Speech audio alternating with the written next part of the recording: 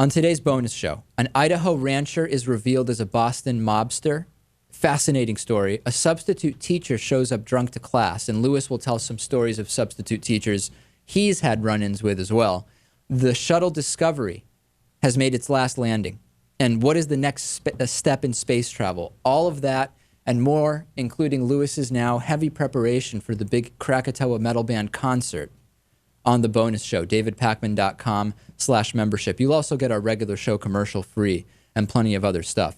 Our new poll on davidpakman.com, are Peter King's Muslim hearings attacks on Muslims overall? Log on and vote. Results next week for you. Let's go into emails. You can email us through our website, davidpakman.com. We did a story about CNN giving credibility to white supremacists. Got a ton of email about it. CNN does the same thing in discussions about gay rights.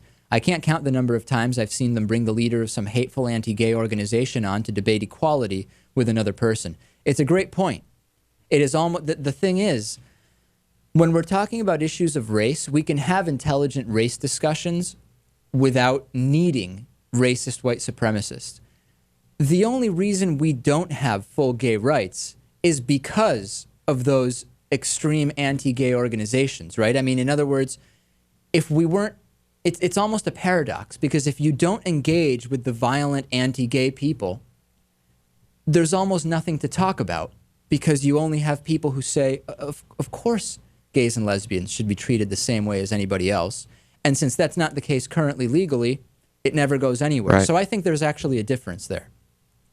And then also another email on this. Unfortunately, David, rational discourse over demographic shifts in our population don't make for nearly as good filler. This is why Fox is far and away the #1 news channel in America. They learned a long time ago that rational doesn't sell to the masses like sensation.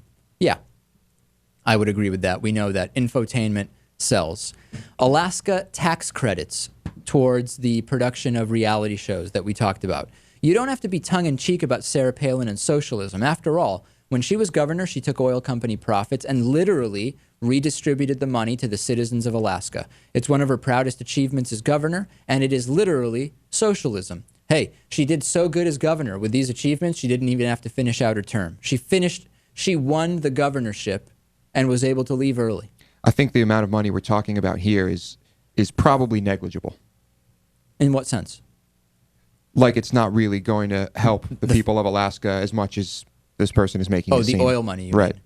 I think in some very impoverished areas, it actually makes a difference. Another email. I thought Lewis was a fellow film enthusiast, and yet he sits back relatively mum while David makes no distinction between the arts, the importance of cinema, and the benefits of those tax credits have to attract big-name producers to the state to make films. Okay, well, first of all, it's mostly TV shows, and it's not like these people filming here are really giving a huge boost to the economy in Alaska. And secondly, what I we was argued critical. was just, that like government money and these tax credits are just being allocated irresponsibly. That's right. My argument partly was tongue-in-cheek because Sarah Palin is, in theory, so opposed to this type of redistribution of money. I guess if it's to film companies that make a lot, I guess she's okay with it. I don't know. Right. And isn't the Alaskan state animal a methed-out trucker? I don't know about that. That's not that funny. I think you need better material, my friend. And on the abortion bill that would enable the death penalty for miscarriages, the American right scare me, really scare me, almost as much as radical Muslims.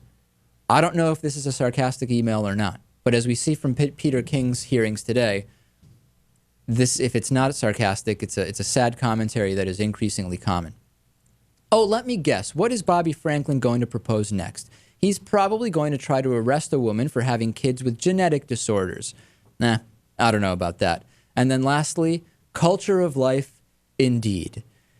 I don't think I can sum it up better than that, Lewis. This persistent guise that these proposals from the moral majority, self-proclaimed conservative right wing are all pro-life, when the reality is they could lead to far more deaths than most of the proponents would ever admit.